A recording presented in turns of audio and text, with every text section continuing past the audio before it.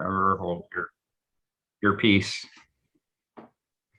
So thanks all for joining the February knowledge share. It's hard to believe that what is this, if I can do my math, this is our 6th knowledge share since the Golden Packet event. So thanks guys for pressing on through with us.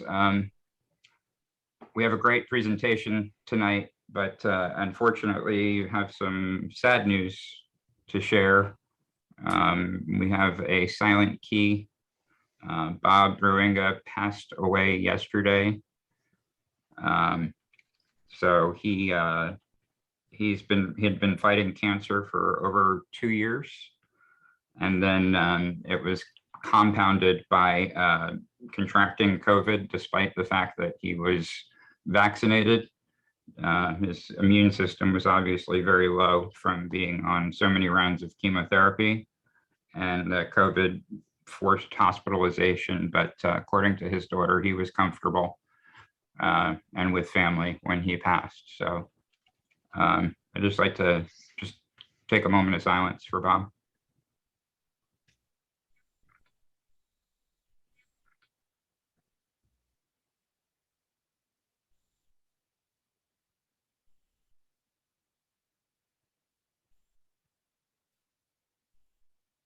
Thanks, guys.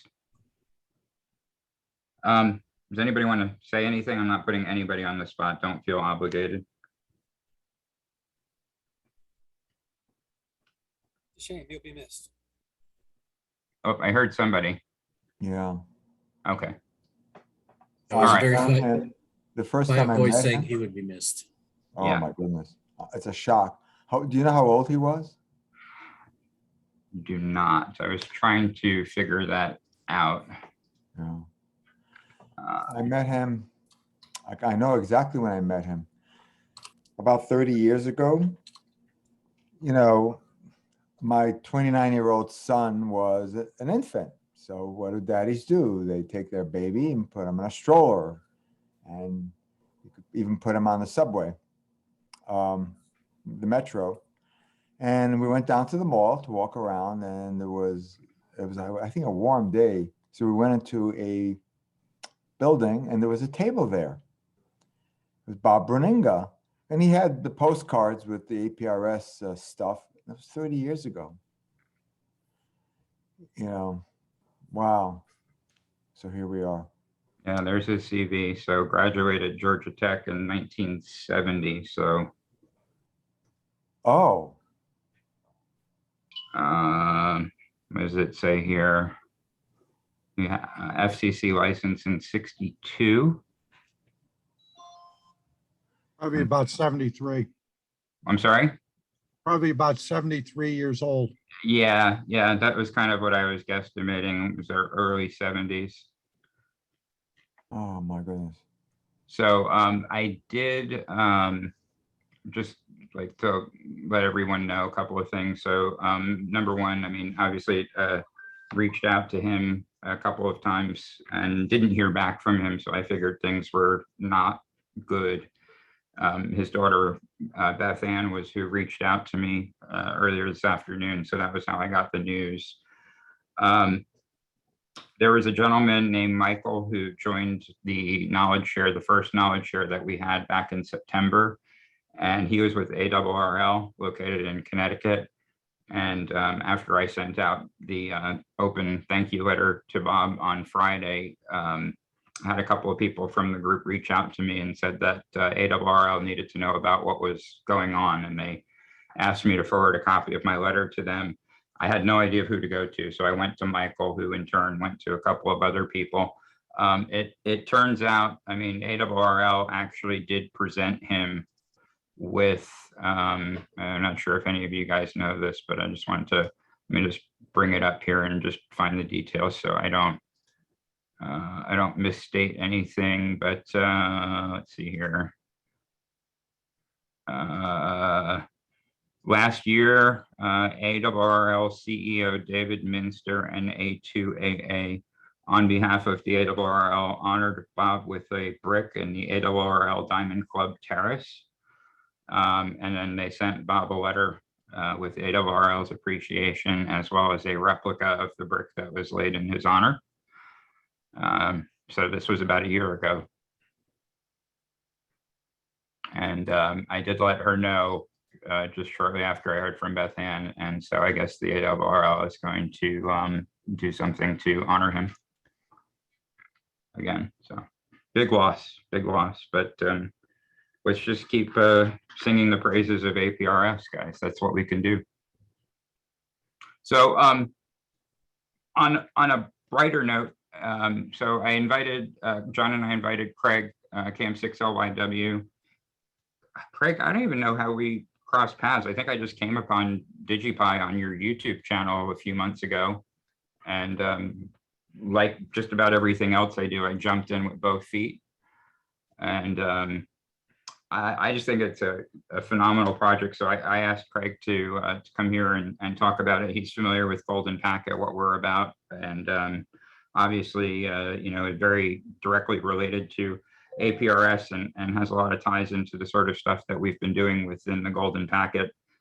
For those that don't know about Golden Packet, it's an annual event every July, 15 stations along the length from Georgia to Maine, or Maine to Georgia, however you see it.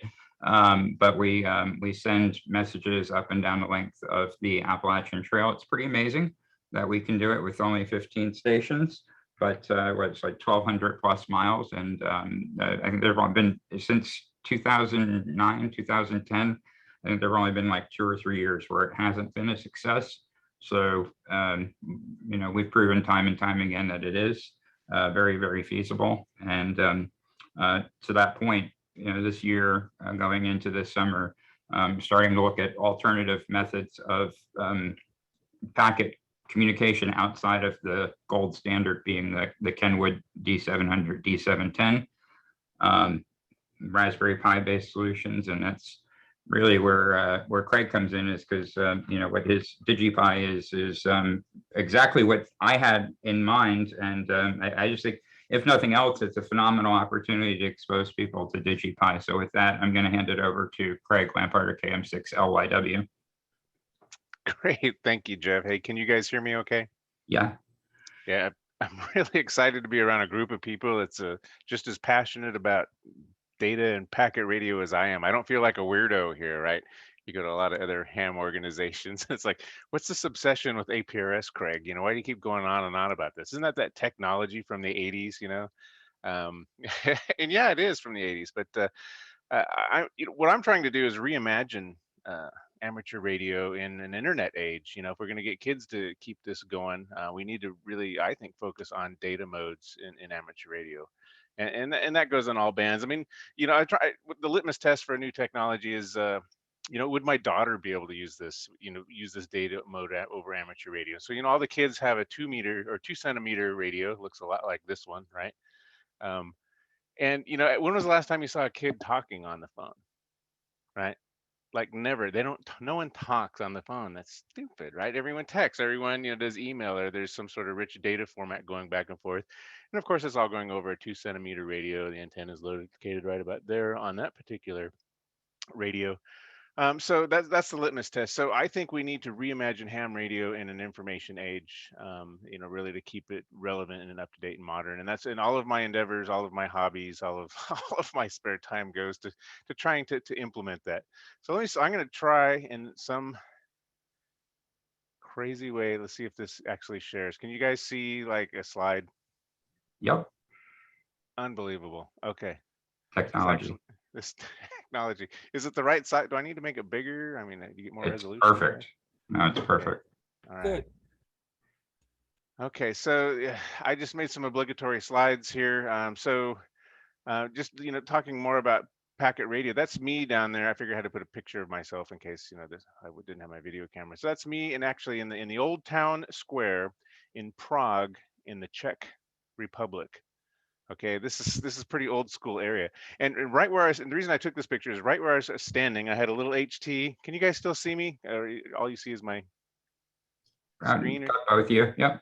You can see me. So I had this HT that I brought with me to the Czech Republic, just a Yaesu FT1, And actually, I had to get my extra class license to operate this HT in that jurisdiction in the Czech Republic. So this actually got me to get my extra license. So I use this HT to send an email to my wife. Actually, I think it might have been an SMS.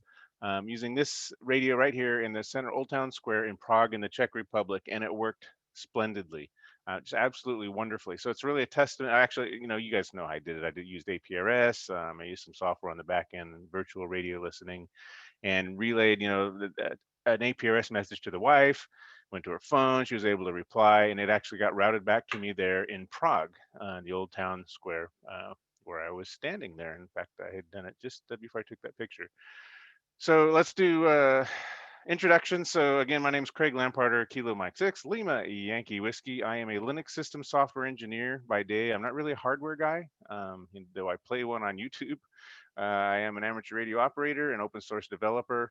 Really passionate about the open source community, and getting community people together in the creation of open source software, and in particular, for whatever reason, around amateur radio. So just for something to do, I started making YouTube videos, and it just kind of blew up in my face. And that's how people like, how Jeff reached out to me through this. I've met a lot of really cool people like outside the club by doing these YouTube videos. Try and do one every other week. I don't know how long I've been doing these. This is just these are just the most recent YouTube videos. So it's youtube.com/KM6LYW_radio. Actually, we have 1,000 subscribers now, so I need to update this URL. I can actually have a custom YouTube URL because somebody actually watches these videos. Some of the emphasis of what I do is something called the DigiPi that Jeff was overselling at the beginning of our meeting here. The DigiPi is really an integrated Raspberry Pi digital transceiver. What is that? So it's basically the ultimate modem for your amateur radio. And I know a lot of you guys go back and know and remember what modems are, but it implements every single data mode you can think of for amateur radio. You can hook it up to any radio. This could be a push-to-talk rig with a speaker output, maybe a cheap Yaesu 2980. I don't know if you can see the cat's trying to get out. Yeah, the cat made it out the door. I might have had to get up for that one. So this includes the Yaesu 2980. Actually, I got a picture of one down there. And all the way up to, a really expensive, I don't know if you can see like an ICOM, 705, 7300, Yaesu 99, a whole bunch, every radio you can I think think I of. was a bad influence on you with the 705, right? Yeah, so you guys keep making me buy these radios, right? So because I have to see if they work, and I have to investigate them. So there's two types of DigiPis. One, where you just have a Raspberry Pi Zero, which is just the size, less than the size of a credit card, uses maybe 120 milliamps, and that just plugs into a USB radio, and it just works. And then the other Raspberry Pi is actually more interesting. I call it the Class B DigiPi. We actually have a sound card and on top of the Raspberry Pi, and a cool little monitor you can put on there that kind of displays what it's doing at the moment. I really built this around APRS initially, so I have a list of APRS stations and their icons as they're going by, transmit, receive, LEDs. I made it so it works with Bluetooth. For example, you can do, everyone's familiar with APRS Droid. This is so nice not having to explain all this to you guys, so I want to do a message or send my position. I'm doing that all over the 705. Of course, you probably can't hear the crazy amount of noise this radio is making right now. So, this is over Bluetooth. I can do all my APRS stuff through the DigiPi, which is connected to the ICOM 705 over here. And I've actually taken this through the desolation wilderness in the Sierra Nevada mountains, where there really is no cell phone coverage. And I was able to install APRS Droid on my wife's phone, and she was able to use the DigiPi and an HT to text our daughter every night. Because that was one of the things as well. If I go camping with you, Craig, I can't. We can't text our daughter, over when we're in the middle of nowhere. Well, sure we can. We got a DigiPi and an HT. There's nothing we can't do as far as communications are concerned.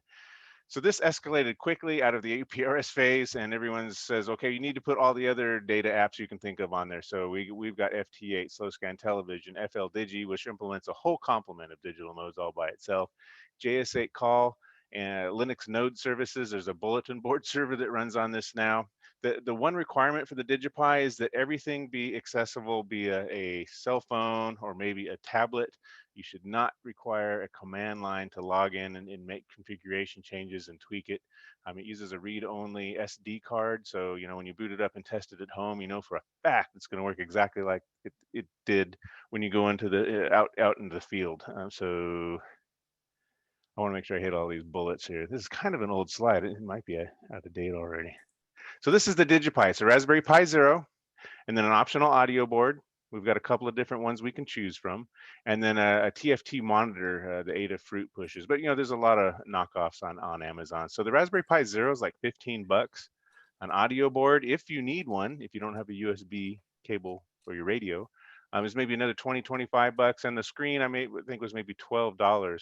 So we're looking at an initial investment for a full-blown, like the most complicated one of under $50 for a Raspberry Pi Zero based DigiPi. And of course, everything's wireless, if you're using your tablet and your monitor. And I think this is kind of the emphasis of this presentation. I write a lot of different open source software, so if you see something that stands out, stop me. This is kind of the wiring diagram for DigiPi for those of you who might not have made one. We've got I don't know if you can see my cursor or not, but we've got a Raspberry Pi Zero stacked with an audio board, and there's a stacking header which allows you to stack more than one thing on a GPIO header, so you get a stacking header for that. And then if you want LEDs and stuff for fun, you can do that. If you've got a push to talk radio, you don't need to be an electronics engineer to implement a push to talk buffered circuit. And we've got the wiring diagram for that right here. It's just a single FET, which is a fancy name for switch. And then that'll close the push to talk circuit on your radio when the DigiPi wants to transmit. I'm going all over the place.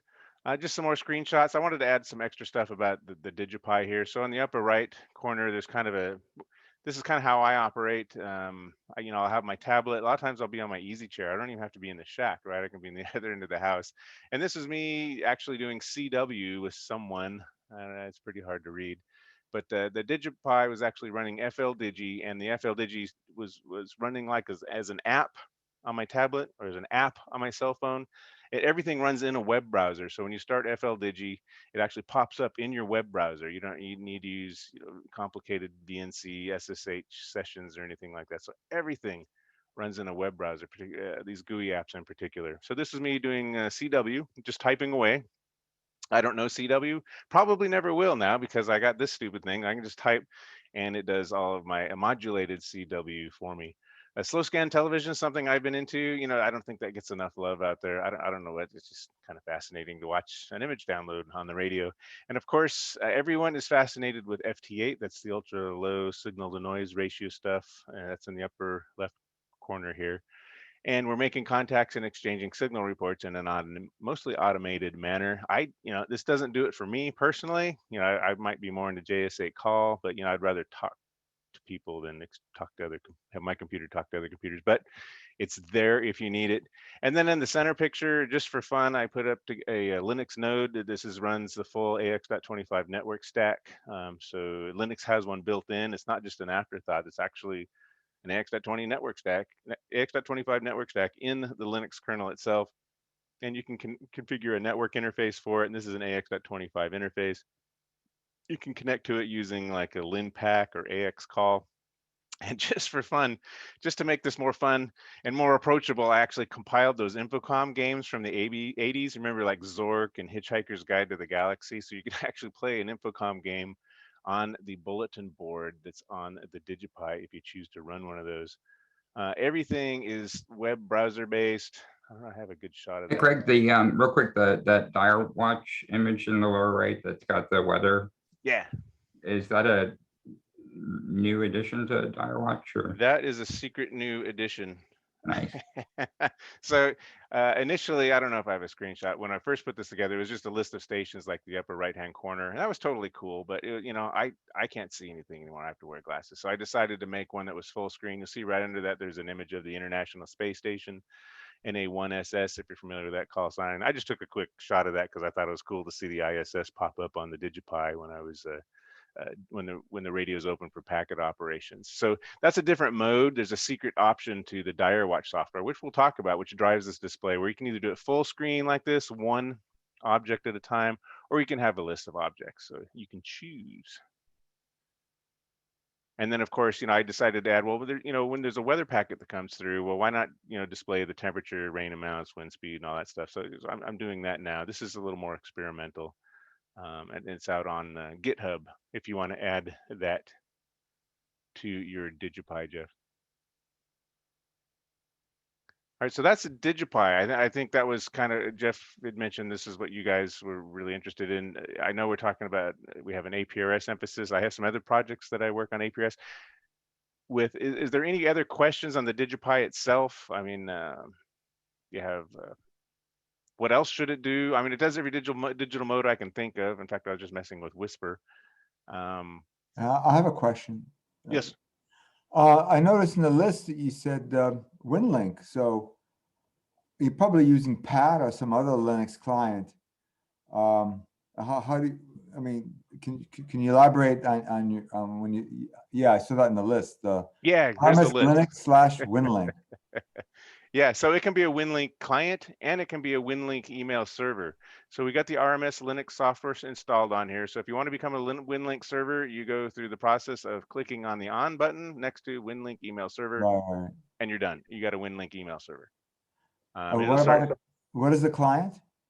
So the client is actually the PAT WinLink email client. So when you start PAT, it'll actually fire up the rig control daemon, which PAT, for whatever reason, needs. It doesn't have a ham lib built in. And then optionally, you can start an RDOP modem. So you have not only AX.25 networking for PAT email, you can use RDOP as well, for the more HF stuff. So you got both using PAT. I've actually done it so I can connect to my own email server. I can use the PAT client and connect to myself through a digipeater on the other side of California. It's a little confusing at first, but I can actually send and receive email through my own. If we could only get Vara on Linux, that would be nice. So Vara, it's not open source and it doesn't run on the ARM architecture. So that means it's not even worth investigating for me. I'm just kind of an open source software person, but I know a lot of people are into that. So if there is a way to get Vara to run on a Raspberry Pi, I'd be interested in that. I think you can get a free version, like for free, right? It's just kind of limited in bandwidth. But until it runs on ARM, yep. Until it runs on ARM, I don't see how that's going to happen. That's the problem with proprietary software. They're kind of like genetic dead ends. I mean, yeah, one person will have a really cool idea and it'll work great, but then, well, now you have the arduous process as an individual to port this to every architecture that people are using, including Raspberry Pi and ARM64. That's too much for one person. So if you had like an open source version, maybe even if it was kind of crippled or something, he could get it out there and he could build a community around that, and then this stuff would just fall into place, right? So Vara, that's a great question. I get that one a lot because it's sexy. I know it has a decent bandwidth. It's easy to use. I see it all over the radio, blasting away. You can identify a Vara signal pretty easy just by sight. But no Vara on Raspberry Pi anywhere. And therefore not on DigiPi. Good question. I have another question. It's been about a decade when I sent a message using the THD7A and then the 72A. And boy, is that clumsy. There's got to be some kind of a simple messaging program or application so it's convenient. I'm sure you have the answer to that, to send a message and receive a message. So I mean, there's so many transport layers we could use to send and receive messages. So in the most simple sense, I think we're talking about AX.25 type of networking. So you guys are familiar with APRS Droid, right? I think that was the one I just showed you. This is kind of about as easy as it gets right now for sending messages. You can send them to other stations, and some stations are virtual stations, and they'll do things for you when you ask them. I mean, you guys have probably messed with WXBot, right? It replies with the weather. I've got software out there where you can build your own WXBot or build your own whatever you want. I think we really need to expand on APRS and the clients, the user interface. We've got this huge physical layer that Bob created it's global. Like I said, I was in Prague, and it overlaps with the internet in all these different places. You know, the internet didn't exist when we created APRS, yet we still really haven't merged the two. We've got bridge points, we've got the physical layer, the hard part's already done. There's no reason we can't start leveraging the internet in conjunction with APRS and start getting some really useful services like messaging, you know, like maybe cool phone apps. You know, maybe you could have something that looks just like WhatsApp, only it works with APRS, and it can send messages to other radios, other cell phones, other virtual radios that you can interact with. I mean, I've got software, APRSD, I can talk about it. It'll allow you to post things to Twitter. We haven't really advertised it as such, but we actually have a plugin where you can post Twitter, you know, tweet from your APRS enabled radio, and post to Twitter, or I think Telegram. We've got it working interactively with Telegram now, which is an instant messaging app. And so, yeah, we need more apps for the phones. We need it to be more easier. I mean, right now, for me to send a message, I got to click here, messages, you know, maybe click on a virtual radio and say, I'm going to text my wife here and say, I can say dash JL, that's her initials, hello, question mark. And then I send the message. The radio's going nuts. I don't know if you can hear it. And it's sending a message to her phone right now using nothing but amateur radio, well, and her end of the phone. So yes, this could be a lot easier. And so you can send SMS messages using your phone, not with your SMS app, but using APRS Droid. And you can send email. You can use WOAD, W-O-A-D. That works perfectly with the DigiPi as well. It's a little more friendly user interface for sending messages in more familiar apps, you know, with inbox, outbox. And Craig, That's a good question. so the phone is paired to the Pi with Bluetooth then? For the TNC KISS mode? Exactly. So this is paired over with Bluetooth over to the phone, over to the, I can actually show you guys. Can you see this? I don't know if this is going to work. See the little Bluetooth icon up there? And it's barely visible. Just barely, but sure. Okay. Barely, you know, so if I hit stop tracking, the Bluetooth light will go out at some point. It updates every 5 seconds. Yeah, the Bluetooth light just went out. So yeah, it's connected over Bluetooth. Of course, you can connect over Wi-Fi as well. So when you're out in the field, the DigiPi actually becomes a hotspot. So your phone and your tablet can just connect directly to the DigiPi over TCP/IP if you want to, over Wi-Fi. So you don't have to use Bluetooth, but that's an alternative. You know, that's an option. It's one of my favorite. It reaches the end of the house. That's my only requirement. I don't care what the transport layer is. I don't have to stay in the shack where it's often hot, you know. I'm gonna be in the other side of the house where the air conditioning is. So yeah, another good question. Yeah, there's all these different ways you connect in DigiPi and ultimately get every single data mode you can think of on your phone or your tablet. It's so much more accessible than trying to type, you know, on your radio. You mentioned the D72. I just got the D74. I was messing with that, and you know, typing on these, while possible, is impractical. It just is. And not everyone has one of these radios, but I guarantee you everybody has one of these radios. So we need to try and make our user interfaces be more familiar with the devices people already have, in my opinion. Craig, another question, if I may? Please. With your help, I managed to do rig control with FL rig as opposed to HamLib and the rig control stuff that you originally had in DigiPi. I wonder if there's a practical limit to the number of other programs in the FL family that I can run on DigiPi. And the reason I ask is that in an NBEMS, in an emergency environment, I might be inclined to want to use the messaging and the file transfer that are kind of native to the FL Digi world.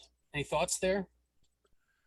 So FL rig versus HamLib versus, you know, rig control, you know, it's really up to you what you want to use. So by default, I just tell everyone, like a lot of people just want to use FT8. So I don't want to have to tell them how to configure rig control or maybe even fire up FL rig. I just want to say, hey, go in and select your radio in the FT8, the WSJTX FT8, pull down, select your radio, select your baud rate and go. But no, you can certainly use rig control for everything. A lot of times what I'll do is I'll fire up rig control and then have all of my apps just use that for control or for cat and you know that kind of stuff. FL rig is not installed on here, and that was kind of a design choice for the reasons I mentioned, that people get tangled up in it. You ever notice you run FL rig and then you try and run FL Digi and they start fighting, they conflict. they're both trying to open the same serial port, unless you specifically tell one of these apps, FL, WSJTX or FLDigi to use rig control or FL rig. They just conflict and give you really vague errors. So if you know what you're doing, absolutely use rig control, use what you know. This is a completely open platform, but to start out, for people who are using this for the first time, I try not to get too deep into FL rig control, and just tell everyone, hey, just use hamlib. It's compiled into direwolf. Compiled into all the apps. I think it's in all the apps now. I'm looking at the list now. Yeah, but you can certainly use FLRig. I use FLRig every now and then just to check SWR, right? Because the apps that are using hamlib, don't show you. Well, they might show you the frequency, but they won't show you, what's my real power outage? What's my SWR? Am I even transmitting into a good load? FLRig will show you that where the other apps will not. Craig, how about in the FLDigi family, there are messaging and file transfer programs. I'm wondering what the practical limit is from your software architectural perspective for number of things I can run at one time. Can I get 3 or 4 different applications in the FL family running there without falling apart? Yeah, I see what you're saying. So there are some limitations from a memory perspective, especially if you're on a Raspberry Pi Zero. We have 512 megs total, and some of that's shared with the graphics card. I actually steal a bunch of memory from the graphics card and put it into the virtual address space or physical address space for the Raspberry Pi Zero. So you can run more than a couple things, or you can run a couple things, but I don't think you're gonna run a full-blown desktop like you would on a PC in 512 megs. Now, of course, if you have Raspberry Pi 4, that limitation goes away and you can run whatever you want. So right now, the way I present DigiPi, and you don't have to use it this way, is it runs one app at a time. So each app is like turns into a cell phone app. You can run FLDigi in a browser on your phone or tablet, right? And it runs there. Now, right now, if you were to start FLDigi, it would shut down WSJTX, right? It would shut down JS8 call. They're all exclusive. They're mutually exclusive. So you can't run those apps together, but there's no reason you can't, when you're running FLDigi, it's secretly running in a Linux desktop in your browser. You can minimize it, right click on the screen, say new window, and then you actually get a shell prompt. You can run FLDigi, you can run all of the FL apps, FLRig concurrently until you run out of memory. So the answer is yes, you can do that stuff. Is it easy and obvious at first? No, and that's kind of by design. Understood. Thank you. Yeah. Good question. You guys are power users, right? I don't know if I want to make sure this works for the new guy. It's not too confusing or overwhelming, because I don't want to turn someone off and then have them never look back at this. But I also want to make it extensible enough for you guys who know what the hell you're doing, right? You know what you need, you know what you want, and you can make it yours. Question. Please. Are you? I don't see a GPS in your hardware setup here. Do you share your GPS from your phone to your DigiPi? No, I know there's software to do that. I haven't implemented it. Gosh, Jeff, are you taking notes? This will be a design feature. So right now, the DigiPi will get GPS information from your ICOM 705, which I have over here. Of course, GPS info is important for APRS positioning, but it's also really important to get the time. So these time-based that use time frames, like WSJTX, JS8 call, you need to know exactly what time it is. You need a GPS for that. So right now, the DigiPi will look for USB devices that are providing NMEA GPS sentences, and it will update your clock. I don't know how. Pat, I'm pretty sure, can get its location from that device as well, though I've never tried. So I've used these little cheap GPSs too for like $15. You can get a USB GPS, and what I do is I plug it into the DigiPi initially, boot it up, it gets the correct system time, and then I just unplug it, and then I plug my radio in or whatever. So I don't need a hub or anything like that. But yeah, GPSs are implemented to some extent, and I'm sure we could do more there. Okay, thank you. I was personally, I have a wireless, a Bluetooth GPS, and I actually have a Raspberry Pi 02, whatever it is, the faster small one. Yeah. And it is getting the GPS from the wireless, the Bluetooth GPS. Cool. And that GPS actually will share, I think,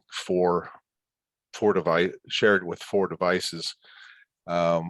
which has been pretty handy. I've shared it with a tablet that didn't have a Yeah. GPS, and Yeah. I share it with the Raspberry Pi. So everyone at the table can get the time and location. That's right. a cool feature. So the DigiPi isn't inventing GPS. We're just running GPSD that comes with Raspbian.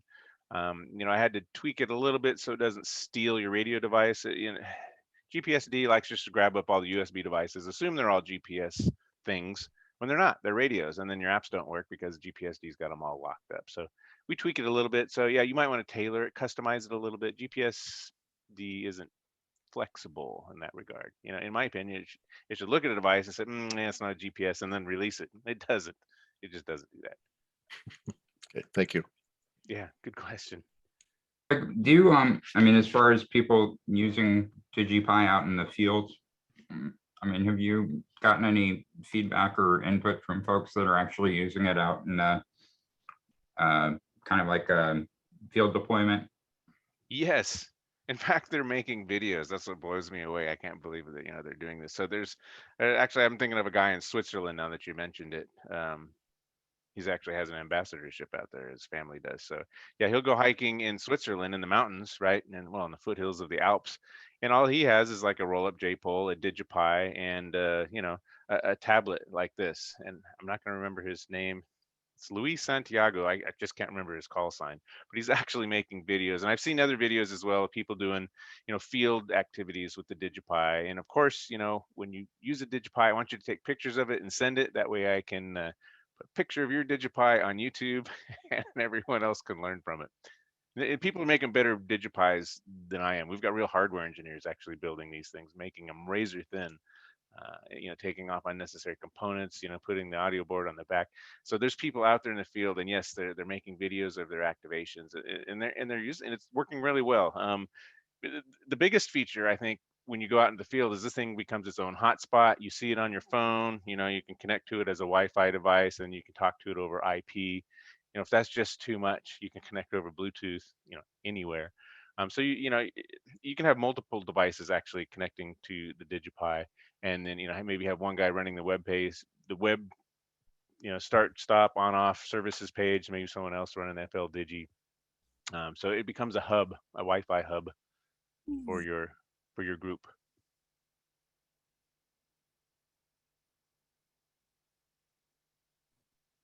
That was one of the coolest things I've ever seen, is someone else making a video about DigiPi, right? Yeah, I saw the one. I think the one that you're referring to is a guy who had like a spark plug antenna, and Yes. yeah, Yes. that was Yes. so cool. Yeah. So, and I'm looking on YouTube. I mean, I just searched for DigiPi, and there's actually people out there that are making videos on their own builds of DigiPi with the signal link. Mm-hmm. There's quite a bit out here. Of course, yours come back in the initial search results, but there's quite a bit out here. This is impressive. It's extensible, right? I don't, you know, want to force anything on anyone, because I don't like it when someone tells me how I have to do something, right? So this is a good foundation for you guys to do whatever you want. I just tried to make it more approachable, more accessible to people just starting out in Packet. You guys are all pros. You guys could build a better one of these than me, obviously. But you know, it's just a good start. A lot of the legwork is done, right? You know, like building the little website that turns the services off and on. That's not a lot of fun, right? That's not amateur radio. That's web development and stuff. But you know, if someone has to do it once, and then everyone benefits from it, and then they can really focus on what's important, and that's these amateur radio applications and data modes. I think I found the guy that you're talking about, HB9HJU, Luis. Yep. Yeah. He's from Argentina, but he's in Switzerland. I thought it was really confusing at first. But how cool is that to see DigiPi in the Swiss Alps, right? Absolutely. Pretty cool. Craig, this is John, WA1KLI. I have two questions for you. Yep. The first question is, I see a lot of the people that are doing summits on the air. When they get to a top of the summit, they use APRS to spot themselves. Yep. And if you thought, and to spot yourself, you have to send the message in a very specific format. Have you thought of like making that like a one-click thing on your menu that would generate the message for them and help them? That is a cool idea. I would like to have an whole APRS page where you can actually send and receive APRS messages. So maybe you don't want to use APRS Droid. I kind of like to make a web version of APRS Droid that's infinitely easier to use, because APRS Droid, I want to like it, but it's awkward. So yeah, I'd like to see a whole web interface around APRS and DigiPi, where you can actually send and receive messages. You can send and receive position reports, send and receive SOTA spots. That would be a great idea. So that'd be like a whole separate page for DigiPi, in my opinion. But yeah, people do need to spot. In fact, that Louis guy, I think he sent out a spot because he wanted to activate a summit in Switzerland. And I don't know how he did it. So right now, I mean, you can do whatever APRS Droid can do, which I believe you can craft pretty much any message type you want on here. Carefully, I don't know. I guess you could. I don't know. I would have to look into that. Can you do a spot, spot using APRS Droid? Yes, but the thing Okay. is, you have to put all the spaces in properly, everything in the right order. I'm coming at it from the point of view, Craig, that if we can get greater uptick for APRS, it helps the future of APRs. So if you can get every SOTA guy like, oh, this was so easy, this is the thing of choice, it's better than I just go there and click one button and boom, it's done, right? Yeah, and you don't have to know how Linux works or open a command line. Exactly. My second question for you, Greg, is you mentioned this is an open source project. And some open source projects have lots of developers and lots of contributors, and others tend to be just sort of one-man bands. And so my question is, can other people contribute? How can we help you? Or what kind of support? Or you need people to write users manuals? What do you need? The answer to all those questions is I don't know, but I completely agree with you that we need to implement the crowdsourcing effect to get this going. So I still consider this to be an early open source project. Right now, actually, to get the image, I insist is a strong word, but I ask that you go through the Patreon process, and chip in like $1 or something. It's not so much the money, but it's the if someone is passionate enough about amateur radio data modes that they were willing to sign up for Patreon, which is an awful process, then I know they're passionate about this project, and I know they're going to be strong contributors, at least initially. A lot of people will throw some open source software out there and say, here, have at it. And then you get a lot of armchair hams that don't know what it is, download it and install it and complain because it didn't do what they thought it was going to do. So this is kind of a social experiment, putting this behind Patreon, at least initially, to get people to really investigate it before they download it, install it, know how to use it, want to make it work, and want to contribute. Obviously, if you're passionate about amateur radio, send me an email. I'm going to give you the image, right? I don't, Patreon isn't that important, but it's just kind of a social experiment right now. But eventually the goal is to make all of this completely open source software and have a way for people to contribute to this. So GitHub is obviously one place where we can host source code, but where do you host like an image, like a Raspberry Pi image? You can't put that in GitHub necessarily. I mean, you could, but it might be awkward having to edit and do commits, right? So all of the software that I write that's original for this, like for example, the display driver you see in the bottom right corner, so that's all out on GitHub right now. You just go check that out. And if you want to drive a display, build your own DigiPi somehow, or change it, modify it, that's on GitHub right now, and you can contribute to it and make pull requests.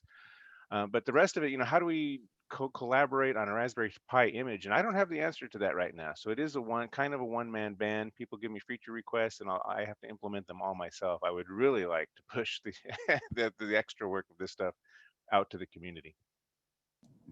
I have a question about your webpage. This is David again. It seems like the whole website is one page, or am I missing some links? I'm not a web designer. I'm not going to look at it. This is going to be embarrassing. So it's Krager.org/DigiPi. I should probably have a slide for that. Krager.org/DigiPi. It is, it's just grown out completely out of control. It was just a couple of paragraphs, right? But it is one long page. It has sections like for the shopping list, the hardware configuration, software configuration. This could be done a lot better. I actually edit all of this stuff in VI, and these are all just text files. I don't edit HTML very well. So this could be done a lot better. So I know Jeff's put together a community documentation site, a wiki, which makes a whole lot more sense than this. But for right now, this is what I know and love, which is just kind of one long website. Can I make a suggestion? I'm Please. very lazy. I'm begging you. I'm very lazy. Open Office or LibreOffice. I go back from when Open Office was Open Office and there were no forks yeah. in the road. A Star And- Office. Oh, yes. And I had to actually buy a copy of Star Office. And then it became open source and the rest is history. You know, there's an export of HTML. So I create documents with Open Office, exported twice, one as a PDF and one as an HTML. It's crude, but boy, it's a lot easier than VI messing with tags and oh my goodness. If I don't have to mess with tags, that's cool. I need to be able to do it in VI though. I don't know. Using a mouse to edit text, I'm just being lazy here. I wish I had a better excuse, but I'm going to be brutally honest with you. I'm brutally honest with you. I'm just lazy when it comes to this You documentation. put a man on the moon with VI, so. Or Emacs. Great questions. Yeah, we can do much better in the documentation. And that's something, you know, this larger community can do. It really blew up. And I'll be honest, I don't tell people this, but I think there's almost 200 patrons. So I know there's at least 200 images out there. And I tell people to go ahead and share this image with other people. So, you know, there's hundreds and hundreds of implementations potentially out there. And people, you know, have good ideas. And I need to give them an avenue for feedback. So we've got multiple mailing lists. We've got Discord out there. I never used Discord before. It's actually pretty cool. It's an interactive chat and you can have, you know, breakout rooms. We're talking about different radio hardware, talking about sound, you know, soundboard stuff. So the Discord is really active on this, and I think that's where a lot of the cool stuff is happening. People are putting pictures of stuff there. Discord.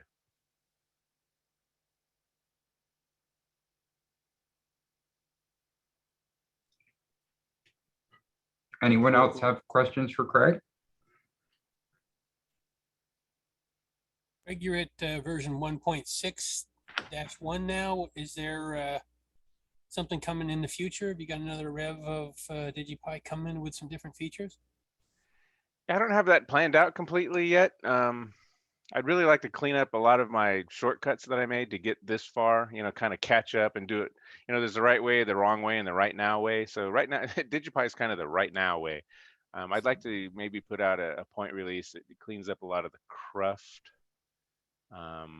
That's probably my next thing. I'm not planning on any new big features anytime soon.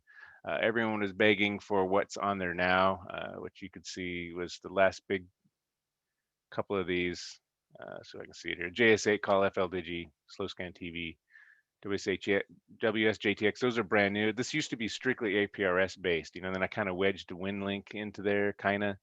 And then, you know, the X11 apps that are actually running in a browser. That's a little tricky to do, but you can make it transparent to the user.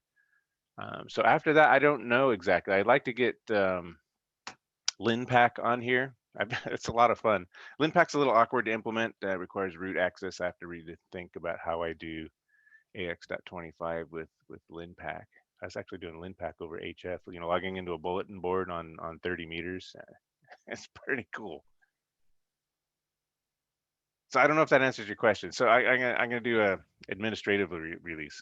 No new major features unless there's some killer app that comes along. Last entry there, Craig, JS8 call says Pi 3.4. Is that horsepower or is that some particular feature of the Pi 3.4 that you need? Yeah, I just kind of threw that in there. The Pi Zero, the original Pi Zero was still a thing. You know, when I made this, when I did this release, this is just almost moments before the new Pi Zero came out. There's a Pi Zero 2 wireless, which is essentially a Pi 3. So to answer your question, it will run on a Pi 3, Pi 4, a Pi Zero 2 wireless, but not the original old Raspberry Pi Zero, which was the foundation for this for well over a year. But no, JS8 call just wouldn't run on a Raspberry Pi Zero, the old one. I'm going to get rid of that in the next thing because no one buys that, right? No one buys the old Zero anymore. They spend the whole $15 on the new Pi Zero. You can find them at all. Yeah. I have like 3 of them sitting here. Oh, you're hoarding. We've got a hoarder. Congratulations. Yeah, good for you. No, we have, that's what we talk about on Discord all the time. Every now and then there'll be a sighting I found a Raspberry Pi online, and everyone gets excited, and of course they buy them all. Yeah, we have a micro, whatever it is, pretty close by where I work. So I pop in, I'd buy the first one $5 and that other two are $10. I did have a question. On your sound card, you mentioned the sound card by the Pi Zero, or not the Pi Zero, the basically what was the Pi Audio board from the new group that's selling it. Are you supporting dual channels so you can run 2 radios like they do, or like if you just plugged it into their board into here, so you had 2 radio interfaces, would you support 2 radios? Let me answer it like this. I won't stop you if you figure it out. So these are stereo sound cards. So yeah, there's 2 ins and 2 outs. I really do try and emphasize, get a line level card, the FE-Pi Audio Z. I know that's hard to find. A fellow ham is making these now. Or get the audio injector as 0, which is a very similar card. It has line in, line out, stereo. Both of these will support multiple radios. Of course, if you're doing push to talk, you'll need 2 different FETs. You'll need to augment this circuit considerably to implement 2 radios. But yeah, if you wanted to do crossover like for VHF, UHF, you could certainly implement that with these audio boards. Some people are using the USB dongles. Those are kind of mic level, headphone level. They're not ideal, but you can make those work as well. Yeah, I do have the Pi Zero or the audio board that you show there. I've pulled the connectors off and put just 2 straight 6-pin connectors on that. Basically, I just map to whatever my radio interface is. And what they do is they I can't remember the name of the group right offhand, but they did their board with just every connector that you can imagine on it, and then they're the ones that are selling the FE-Pi that you have here on your desk.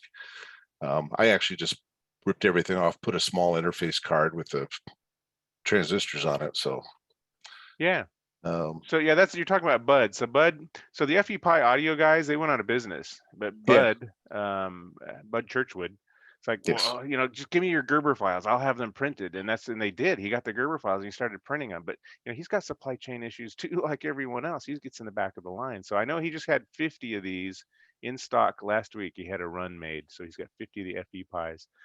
But otherwise, you got to use the audio injector Z, which is just as easy to solder to, and it has line level inputs. The only thing I don't like about that is it has a negative 3 dB cut on the input for the line in. So when you're using Dire Wolf, you're going to notice your levels are a little below 50, and there's just no way to tune that out unless you have using a speaker output on a radio, and you can blow it up. But if you're using discriminator output, like on a FTM 400, FTM 100, the audio injector Z isn't my favorite card for that. Yeah, I have one. I haven't tried it at all because I've been enjoying the FE-Pi. I have like 3 of those too. You lucked out. I'm a hoarder. You lucked. I'll admit I have like 5 of them in a box too. Because I remember when Bud reached out to me, he says, look, I'm making some of these now. You want some? I said, yeah, I'll take all of them. He said, well, we can't have them all, so I got 5. Now you can get 2. But yeah, I'm using these. I have them. I probably have 6 DigiPis here somewhere. I got one under the seat of my pickup truck. I used it today in the Sierra Nevada mountains. Parked up in the mountains, flipped on the DigiPi under the seat of the truck, plugged into an FTM 100 using a Yaesu's really expensive breakout cable. And then I took the HT down with me down into the canyons, down to the rivers are. And then I was in touch with my wife, sending positions. I did all of that today. In fact, I'm probably still on aprs.fi if you want to see where I was. So yeah, the DigiPi is ubiquitous for me. I have one connected to every radio, even in the truck.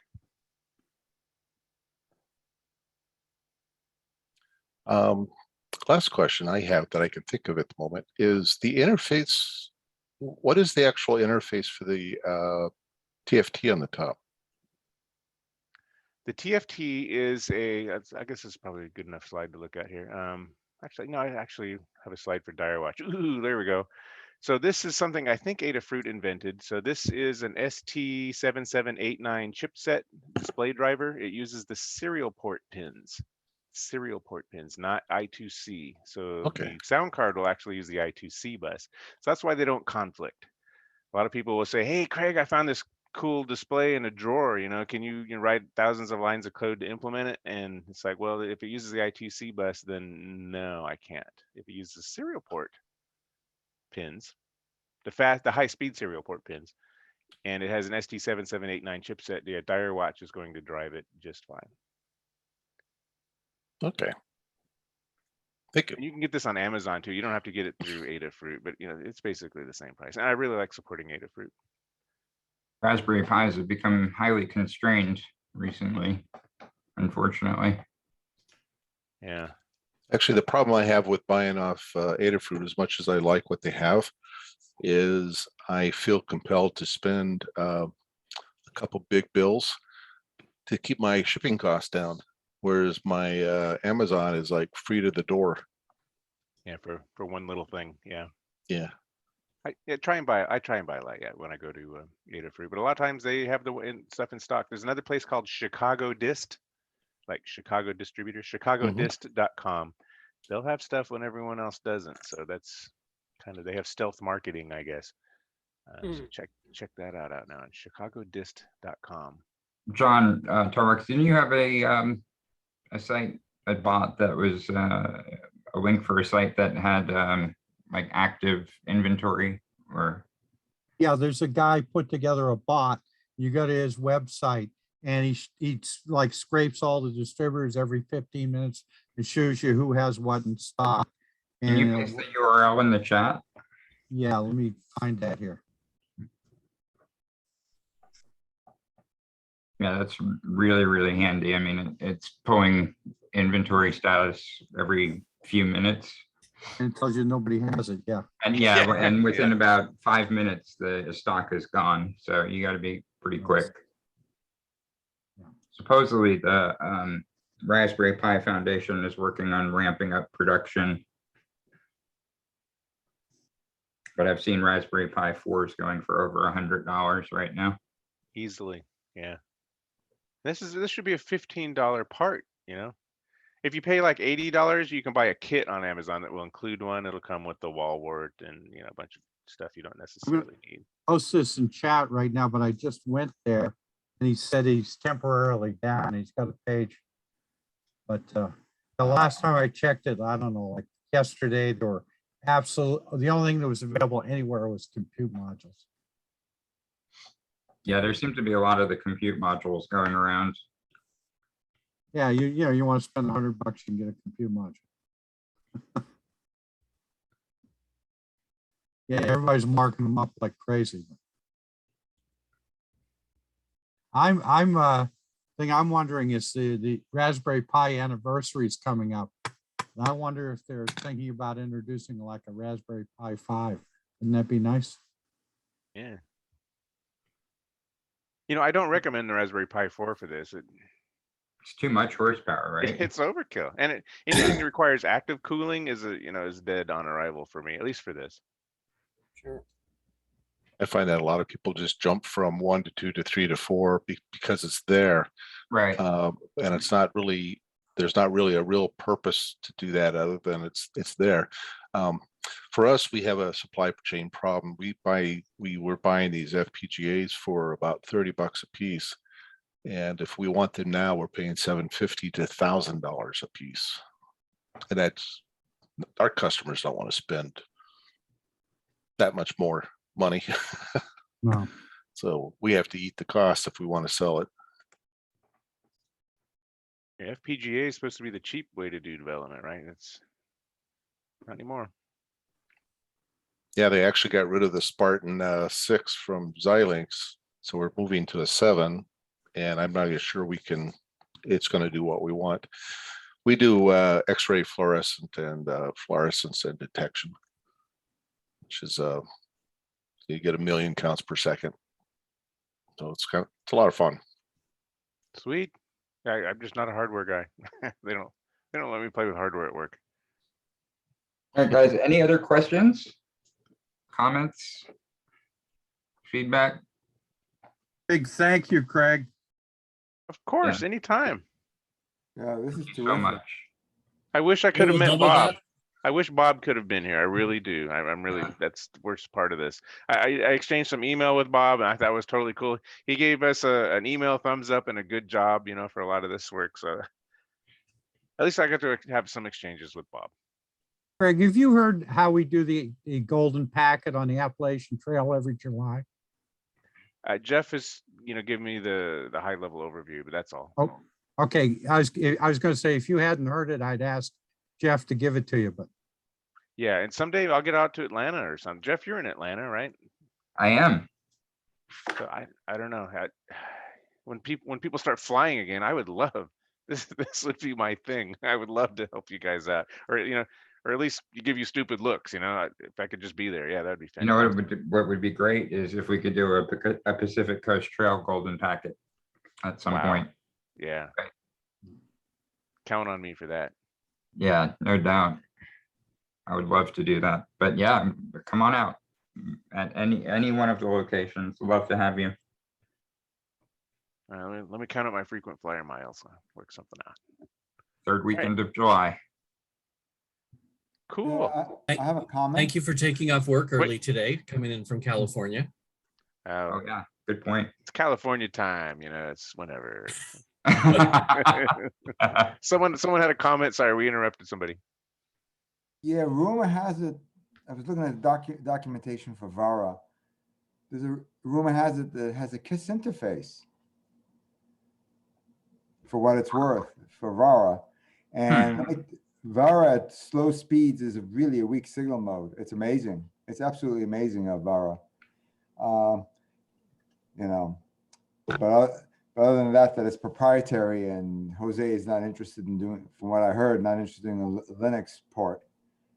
You know, Yeah, even if you get a proprietary Linux port, I would take it. Yeah, for ARM or x86. I Yeah. asked him myself as well. I think, you know, thousands of people I'm sure have by now. Just no way. I think it's about as close as you can get to PACTOR speeds and software. It's a remarkable achievement. I'm impressed with RDUP though. I mean, I'm A-okay with RDUP for email on HF. Absolutely. Yep. All right, guys. Well, if nothing else, thanks all for joining us tonight. This is our biggest group yet. Will this be online, Jeff? Will we see this somewhere? Absolutely. Yes, absolutely. That'll be fun. Yep, I will take care of posting this probably tomorrow or next day, and we'll definitely share the link. and Great Craig, work, guys. our earlier presentations are online too, and I'm sure Jeff will send you a link to those. Some of those were very good technical information. Terrific. Take care all. Thank you so much, guys. Have a great night. Good See night. you guys.